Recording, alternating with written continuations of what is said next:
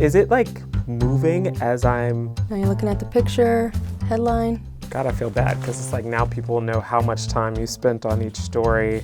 This is eye tracking. It's a technology that's gathered attention because of Apple's upcoming headset release. Introducing Apple Vision Pro. My colleague called the Vision Pro's technology pretty insane, especially compared to other headsets out there. So what's possible with eye tracking right now? As you lean in, then you can get closer and more detail. How does it work?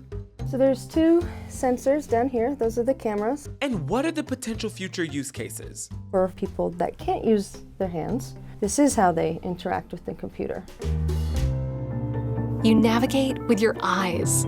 Imagine a world where your eyes are the remote control. That world isn't far away. Vision Pro will be out of reach for most, priced at a hefty $3,500, but it appears to have some powerful tech. You can navigate to things with your eyes, use your fingers as a mouse, FaceTime with other people's realistic avatars floating in your room.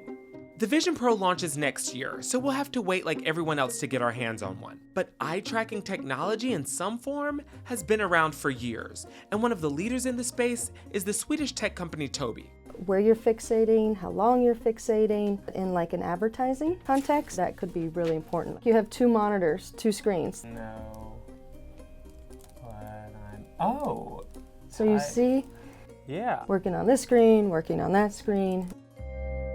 The company sells a gaming eye tracker, and it supplies technology for Microsoft laptops, HTC headsets, and others. Out of the company's existing products, Tobii's Pro Glasses 3 for businesses is most similar to Vision Pro's hardware. Here's how it works. First, because these devices need to work in dark environments, both the Tobii Glasses 3 and the Vision Pro have LED illuminators here and here that can expose your eyes in the darkness. You need tiny cameras to capture eye movement. Two cameras per each eye, Yeah, looking okay. at the eye. So four Four, sensors and then- there. And then, yes, one point of view camera. And then we can take the data from the sensors and transpose it or triangulate it right on that so we can see what you see. And that's where Apple has come up with some unique features. First off, it comes with Vision OS, an entirely new operating system for Apple. To click on things you're looking at, all you need to do is pinch your fingers. External cameras capture your hand movements and translate those into button presses on the screen. All that suggests that the Vision Pro will be one of the most immersive experiences available on a headset. But eye tracking technology extends beyond gaming and VR into fields like marketing and research. It sort of gives you more unbiased information about what people prefer.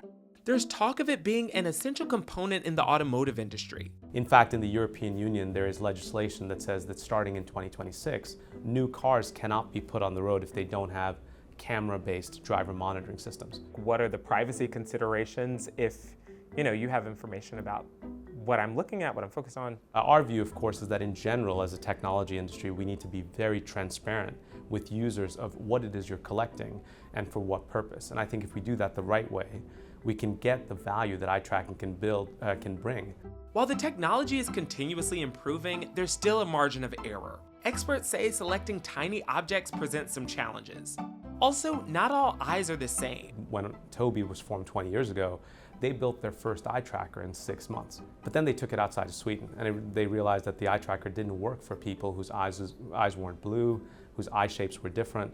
And so we've spent a lot of time looking at how these algorithms can be robust across population. What if one day rolling your eyes lets you skip to the next audio track or to the next YouTube video? I'm thinking about my editor.